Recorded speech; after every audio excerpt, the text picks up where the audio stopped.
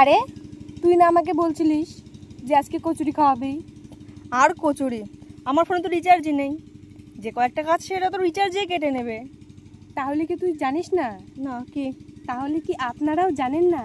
তাহলে শোনো, তোমাদের এবং আমার প্রিয় উজ্জ্বল দা বং মিডিয়া নতুন একটা অ্যাপ লঞ্চ করেছে, যার নাম হচ্ছে পেটু ব্যাগ। এটা হচ্ছে এমন একটা অ্যাপ যেখান থেকে কিন্তু তোমরা ফোন রিচার্জ করলেই পেয়ে যাবে ইনস্ট্যান্ট ক্যাশব্যাক। এটা কিন্তু তোমরা অন্য কোনো অ্যাপ্লিকেশনে পাবে না।